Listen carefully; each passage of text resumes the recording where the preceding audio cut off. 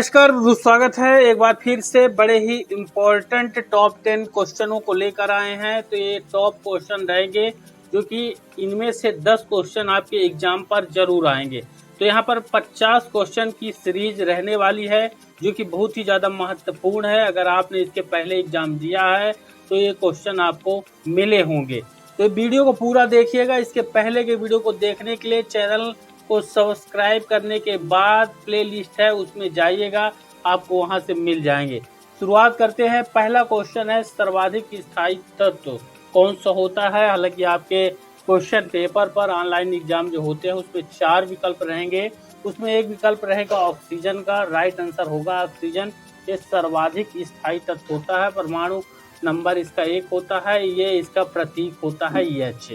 ठीक। फिर दूसरा है सोडियम तत्व जो होता है वो जल से हल्का होता है। क्वेश्चन पूछा जाएगा कौन सा तत्व हल्का होता है, सबसे हल्का होता है, ये जल से हल्का होता है। तो सोडियम तत्व जो होता है वो सोडियम यानी कि Na जो होता है ये सोडियम है, ये जल से भी हल्का होता है।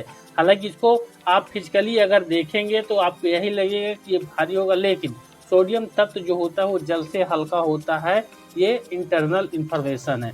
वहीं नाइक्रोम एक ऐसा पदार्थ होता है जो बहुत कठोर तथा बहुत टन होता है। टन वह गुण होता है जिसमें वह लंबी पतली तारों के रूप में बनाया जा सकते, वो टन होता है। नाइक्रोम ठोस पदार्थ है और टन होता है।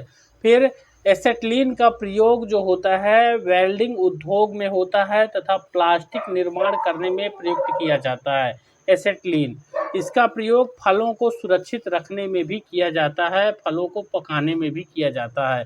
तो यहाँ पर आप अभी तक यही वाला भर जानते रहे होंगे कि एसेटिलीन जो होता है वो फलों को सुरक्षित रखने में किया जाता है, लेकिन आपको बता दें एसेटिलीन का प्रयोग वेल्डिंग उद्योग में होता है और प्लास्टिक निर्माण में भी प्रयोग होता है।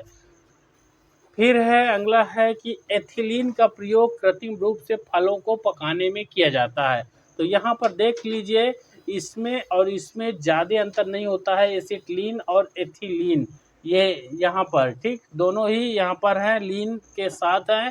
सूत्र में थोड़ा सा ही अंतर होता है, एक में होता है C2H2, एक में होता है C2H4 ये ठीक। तो इस चीज़ का ध्यान रखिएगा। एथिलीन जो होता है वो फलों को पकाने के लिए होता है और एसिटिलीन सुरक्षित करने के लिए होता है। फिर अगला है टार्च, विद्युत सेवर आदि साधनों में जो बैटरियां लगी होती है तो उसमें सीसा पर ऑक्साइड और सीसा इलेक्ट्रोड के रूप में प्रयुक्त होता है। क्वेश्चन सीधी तौर पर पूछा जाता है कि सीसा किस रूप में प्रयुक्त होगा या फिर किसकी बैटरी प्रयुक्त होती है। तो सीसा पर ऑक्साइड और सीसा इलेक्ट्रोड के रूप में प्रयुक्त होगा।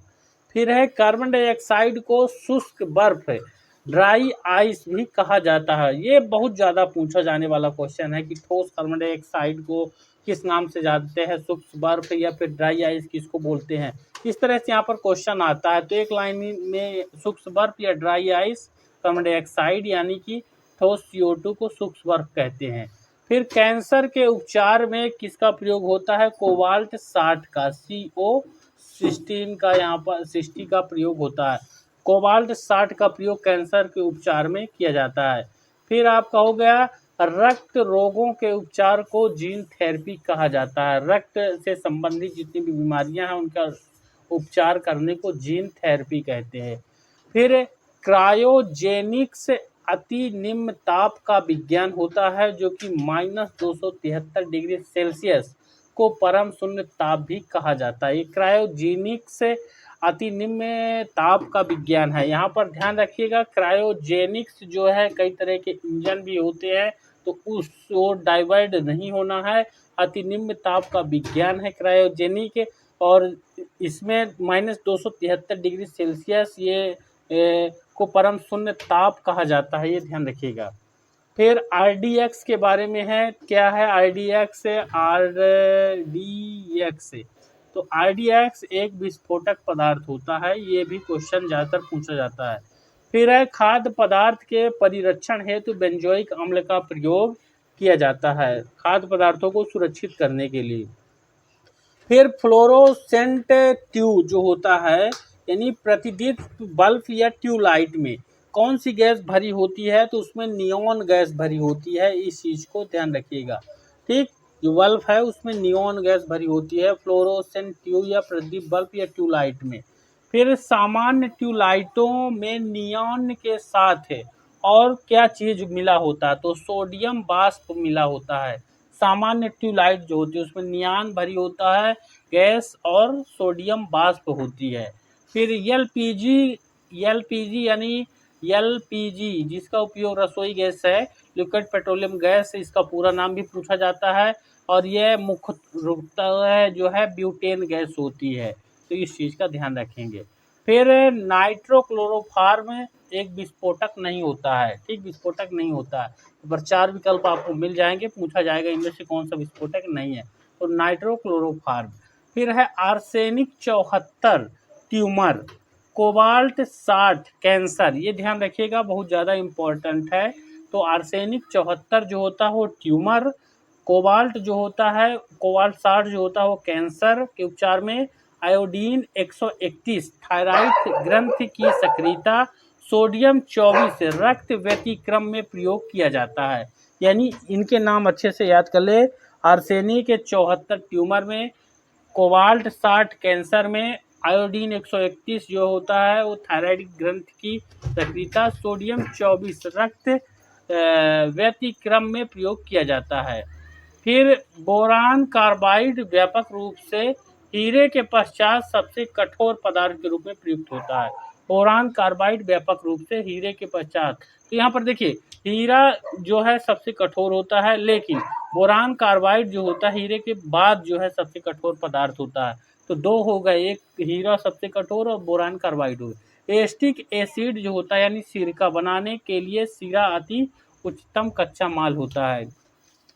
फिर है फ्लिंट कांच का प्रयोग कैमरा और दूरबीन के लेंस व विद्युत बल्ब, पायरेक्स कांच का उपयोग प्रयोगशाला के उपकरण आदि, क्रूक्स कांच का उपयोग धूप चश्मों के लेंस, पोटास कांच का उपयोग ट्यूबलाइट, बोतलें व दैनिक प्रयोग के बर्तन में किए जाते हैं। यहाँ पर अलग अलग नाम एक साथ दिए हुए हैं, बहुत सारे क्वेश्चन यहाँ पर।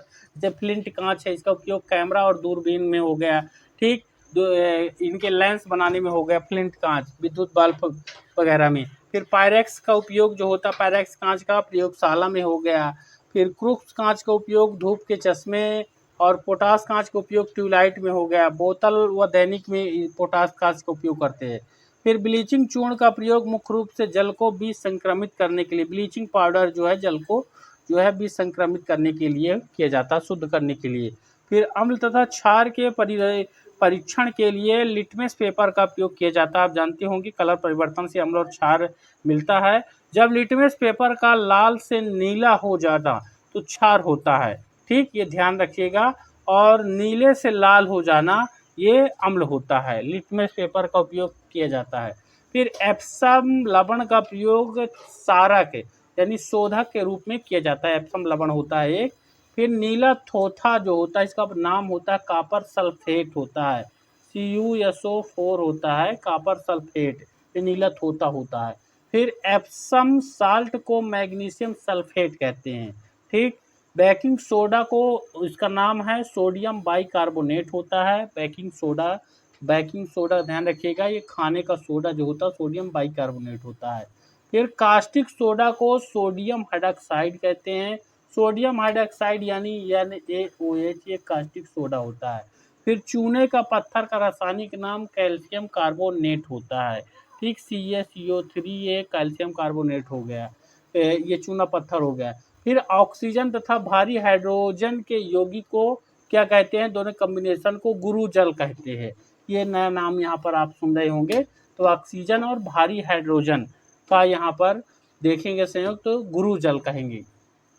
फिर हाइपो का रासायनिक नाम सोडियम थायोसल्फेट होता है, इसका उपयोग है फोटोग्राफी में प्रयोग किया जाता है। हाइपो, सोडियम थायोसल्फेट को हाइपो कहते हैं, फोटोग्राफी में प्रयोग किया जाता है सोडियम थायोसल्फेट, ठीक, फोटो को धुलने वगैरह में जो कैमरा आते थे पहले, रील वाले, अभी भी आते हैं।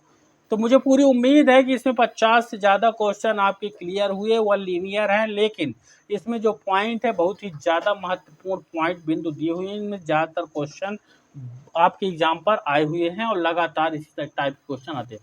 पूरी उम्मीद है ये जानकारी और क्वेश्चन बड़े ही इम्पोर्टेंट है, इसको आप अच्छे से वीडियो को सेव कर लीजिए, चैनल को सब्सक्राइब कर लीजिए और वीडियो को ज़्यादा लाइक और शेयर ज़रूर करेंगे।